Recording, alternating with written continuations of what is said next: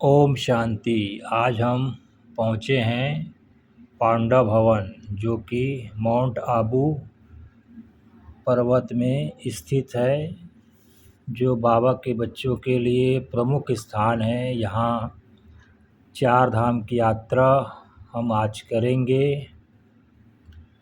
बाबा की कुटिया, बाबा का कमरा, शांति स्तंभ, हिस्ट्री हॉल, इन सभी जगहों पर हम जा के बाबा की याद में रहेंगे, बाबा को याद करेंगे।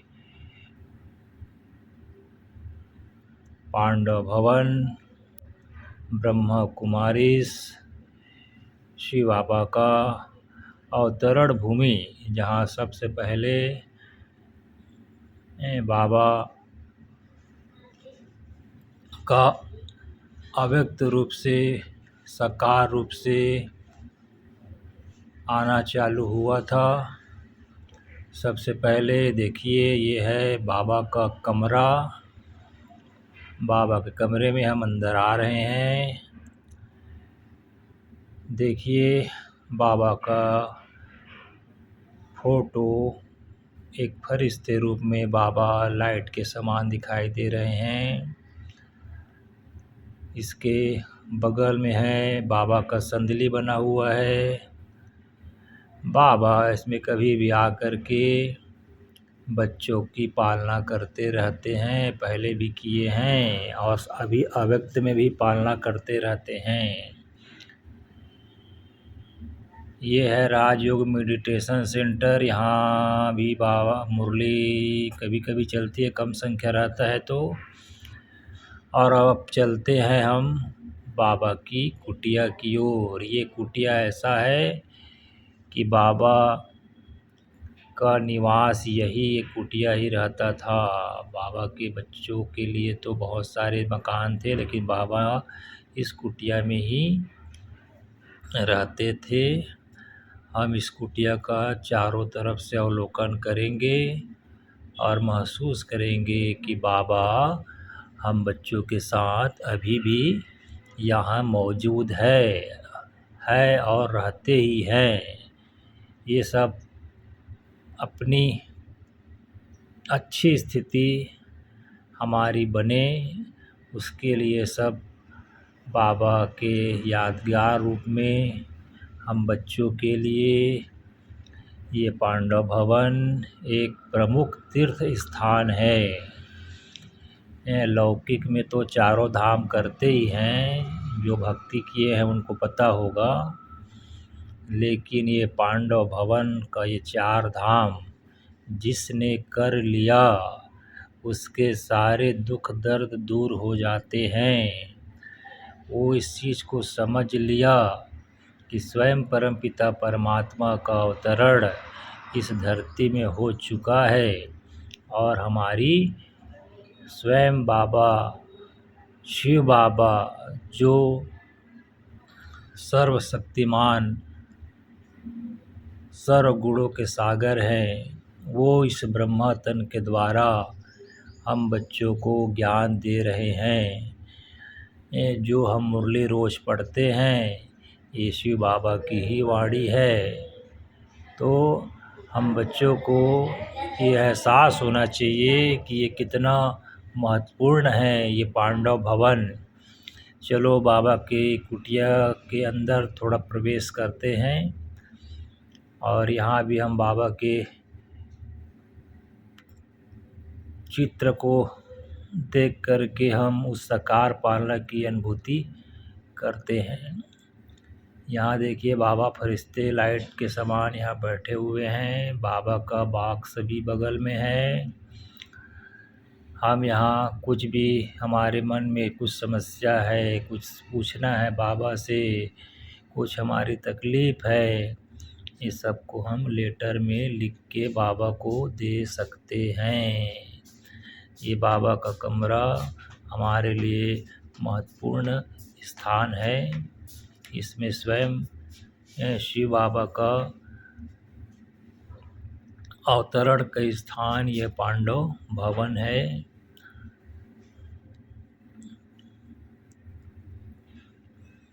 आइए आप भी कुछ समय के लिए यहाँ लाइट के रूप में आ जाइए और यहाँ सोचिए कि मैं इस कुटिया के अंदर बाबा के सामने बैठा हुआ हूँ, तो आप भी घर में रहते भी यहाँ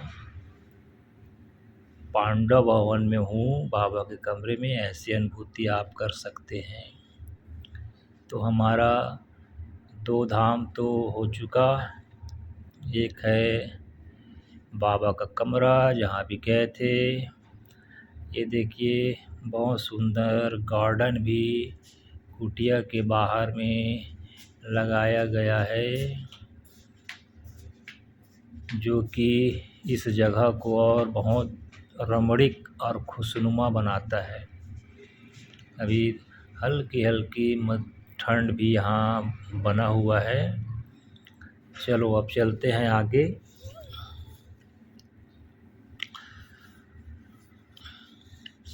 पांडव भवन हम सभी बीके भाई बहनों के लिए या जो भी यहाँ पहुँचते हैं उन लोगों का एक भाग्य है, सौभाग्य है, जो इस चारों धाम को यात्रा करने का अवसर मिलता है। उसमें हम भी शामिल हैं। देखिए दूर से शांति स्तंभ भी हमको दिखाई दे रहा है। चलो हम चलते हैं अब।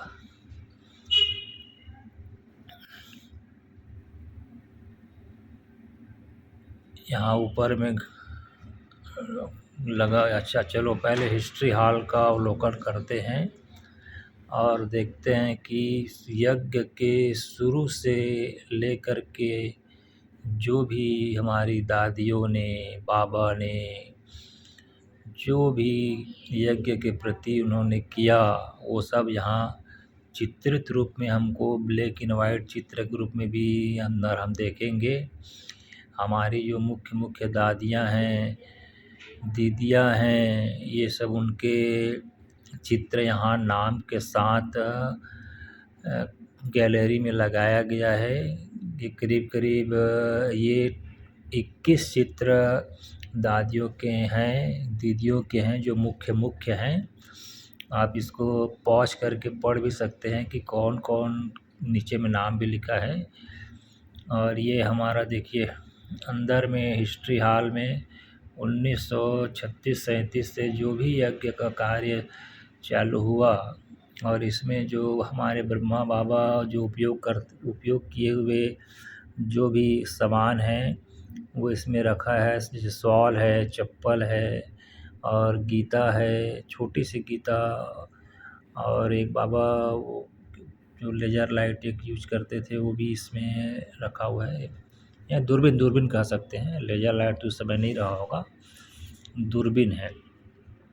और ये कमरा जो है पूर्ण रूप से बाबा के यज्ञ को शुरू से लेकर के अभी तक जो भी यज्ञ में जो भी कार्य हुए हैं, चाहे वो कराची से यहाँ भारत आए और यहाँ माउंट आबू में कैसे कैसे सब समस्याएं हुई आई, और कैसे कैसे बाबा के बच्चे आते थे, उसको चित्रों के माध्यम से यहाँ दर्शाया गया है। बाबा का यज्ञ जब से भी चालू हुआ उससे देखिए 1930 का भी फ़ोटो इसमें लगा हुआ है।